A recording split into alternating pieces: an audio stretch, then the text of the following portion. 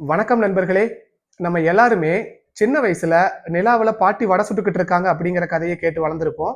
ஆனா இந்த நிலா எப்படி உருவாச்சு, ஏன் துணைக்கோளா பூமியை சுத்திக்கிட்டு இருக்குது அப்படிங்கிற விஷயத்த நம்மள ஒரு சில பேருக்கு மட்டும்தான் தெரிஞ்சிருக்க வாய்ப்பு இருக்குது.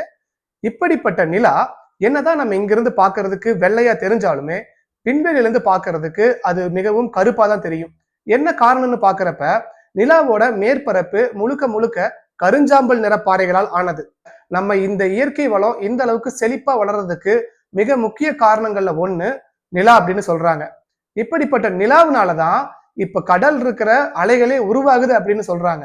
வானவியல் அப்படிங்கிற ஒரு டெக்னாலஜி அதிவேகமா வளர்ந்துகிட்டு இருக்கு. இந்த போய்கிட்டு இருக்க இந்த காலகட்டத்துல நமக்கு கண்ணுக்கு தெரியாத ஏகப்பட்ட விஷயங்கள் இருந்தாலும் நம்ம கண்ணுக்கு தெரிஞ்ச இயற்கையான நிலாவை பத்தி வாங்க பார்க்கலாம். பல கோடி வருஷத்துக்கு முன்னாடி இப்ப நம்ம வாழ்ந்துகிட்டு இருக்க சூரிய குடும்பமே கிடையாதுங்க. எப்படி சொல்றேன்னா, இப்ப நம்ம வானத்துல பார்க்கிற மேகம் மாதிரி ஹைட்ரஜன், ஹீலியம் மாதிரியான மிகப்பெரிய வாயுக்களும், இரும்பு, நிக்கல் மாதிரியான உலோக துகள்களும், சிலிக்கான், ஆக்சிஜன் மாதிரியான பாறைகளை உருவாக்குற துகள்களும், நீர் துகள்கள், தூசிகள் இதெல்லாம் சேர்ந்து ஒரு சுழலும் மேகமா சுத்திக்கிட்டு இருந்துச்சு. இப்ப எப்படிங்க சூறாவளி காத்த பாப்ப இல்லைங்களா? அந்த காத்து எப்படி வானத்துல மேகம் சுத்திக்கிட்டே மேல போகும் இல்லையா? அந்த மாதிரி தான் தூசி துகள்கள் எல்லாம் சேர்ந்த ஒரு சுழலும் மேகமா சுத்திக்கிட்டு இருந்துச்சு. அது ரொம்ப காலமா சுத்திக்கிட்டே இருந்ததுனால அந்த மேகத்தோட மையப்பகுதியில ரொம்ப கம்ப்ரஷன் அழுத்தம் ரொம்ப அதிகமா ஏற்பட்டு சென்ட்ரல் இருந்த ஹைட்ரஜன் வாயுக்களுக்கிடையே அணுக்கரு இணைவு அப்படிங்கிற ஒரு மிகப்பெரிய சம்பவம் நடக்குது. அந்த அணுக்கரு இணைவுனாலதான் அந்த ஹைட்ரஜனுக்கு ஈர்ப்பு விசை அப்படிங்கிற ஒரு சக்தியே கிடைக்குது. இப்ப எப்படின்னா, நார்மலா ஒரு மிகப்பெரிய காந்தத்தை எடுத்து வச்சுக்கிட்டீங்கன்னா, காந்தத்தை ஒரு சின்ன காந்தத்தை பக்கத்துல வச்சீங்கன்னா அந்த சின்ன காந்தம் அந்த மிகப்பெரிய காந்தத்துக்குள்ள போய் இணையும் இல்லைங்களா? அதே மாதிரிதான் அந்த மைய பகுதியில அந்த ஹைட்ரஜன் அணுக்கள் ஒன்றிணைந்ததுனால அதை சுத்தி இருக்கிற எல்லா ஹைட்ரஜனையும் அது ஒண்ணு சேர்த்தி ஒரு மிகப்பெரிய அணு உலையா மாறி சூரியனா மாறுது. இந்த சூரியனால ஒரு குறிப்பிட்ட அளவுக்கு மட்டும்தான் ஈர்க்க முடிஞ்சது. அதுக்கு அப்புறம் இருக்கிற சுத்திக்கிட்டு இருக்க சுழலும் மேகத்தில் இருந்த தூசிகள் எல்லாம் சூரியனால ஈர்க்க முடியல. என்ன காரணம்னா, சூரியனோட ஈர்க்கும் தன்மையும் அந்த சுழலும் மேகத்தில் இருந்த தூசிகளோட வெலாசிட்டியும் ஈக்குவலண்டா இருந்ததுனால சூரியனால இழுக்க முடியல. நாளடைவுல சூரியனை சுத்திக்கிட்டு இருந்த அந்த தூசி துகள்கள் எல்லாம் இருக்கு இல்லைங்களா? பல லட்சம் வருஷம் எவாலுவேஷனுக்கு அப்புறம் அதுக்கெல்லாம் ஒன்றோடு ஒன்று மோதிக்கொண்டு மிகப்பெரிய பாறைகளை உருவாகுது.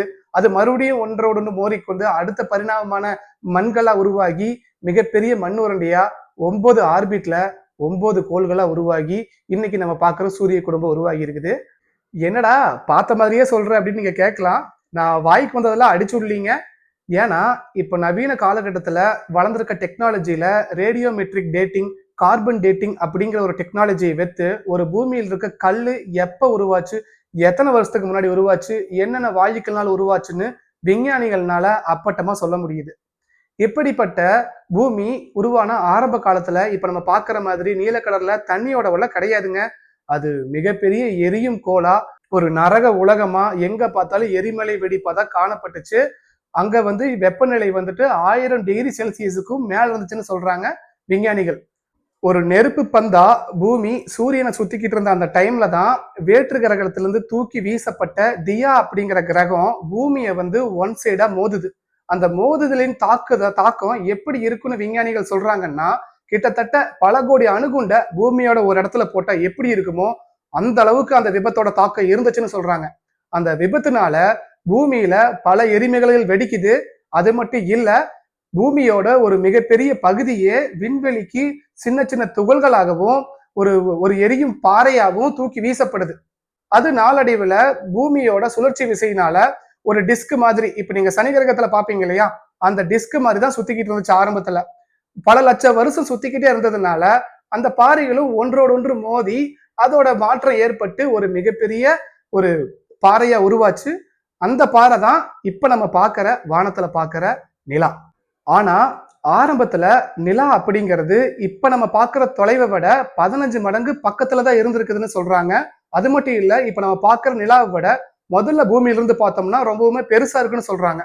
அதன் விளைவா பூமியோட கடல் நீரையே அதோட ஈர்ப்பு விசையினால ஈர்த்து இருக்குது. அதனால கடல் அலைகள் கிட்டத்தட்ட 100 மீட்டர் வரைக்கும் மேல போயிருக்குது. நாளடைவுல காலப்போக்குல நிலா பூமியிலிருந்து விலக விலக அதோட கடல் அலைகளும் தாழ ஆரம்பிச்சிருக்குன்னு சொல்றாங்க விஞ்ஞானிகள். இன்னைக்கு வரைக்கும் நிலா அப்படிங்கிறது பூமியிலிருந்து ஒவ்வொரு வருஷமும் 4 சென்டிமீட்டர் விலகிதான் போய்கிட்டு இருக்குதுங்க. இப்படிப்பட்ட நிலா அப்படிங்கிறது உருவாகலைன்னா பூமியோட சுழற்சி வேகம் சீரா இருந்திருக்காது. அது மட்டும் இல்ல, பூமியில கடல் அலைகள்னு சொல்லிட்டு உருவாகி இருக்கவே செஞ்சிருக்காது. இன்னைக்கு நம்ம வாழ்ந்துகிட்டு இருக்க உயிரினங்களுக்கான கிளைமேட், இந்த இயற்கையான சூழல் அப்படிங்கிறது உருவாகிறதே ரொம்ப ரொம்ப கஷ்டமா இருந்திருக்கும். இந்த கதையில் இருக்கிற ஒரு அழகான விஷயமே, ஒரு மிகப்பெரிய விபத்து ஒரு புதிய உலகத்தையே உருவாகிக்கிறது அப்படிங்கிறது தான். விண்வெளி நமக்கு என்ன பாடத்தை சொல்லிக் கொடுக்குதுன்னா, அழிவு அப்படிங்கிறது ஒரு முடிவு கிடையாது, ஒரு புதிய உலகத்தோட தொடக்கம் அப்படின்னு. நீங்க அடுத்த தடவை நிலாவை பார்க்கும்போது அதை ஒரு சாதாரண பூமியோட துணைக்கோளா பார்க்காதீங்க. அதை ஒரு பிரபஞ்சத்தோட ஒரு மிகப்பெரிய அதிசயமா பாருங்க. குழந்தைகளுக்கும் சொல்லிக் கொடுங்க. நான் சொன்ன இந்த விஷயம் உங்களுக்கு உண்மையிலே ஏற்புடையதா இருந்ததுன்னா லைக் பண்ணுங்க. நான் அடுத்ததா என்ன வீடியோ போடணும் அப்படிங்கிறத கீழே கமெண்ட் பண்ணுங்க. அதுவரை தங்களிடமிருந்து விடைபெறுவது தங்கள் அன்பு நண்பன் சரவணன். நன்றி, வணக்கம்.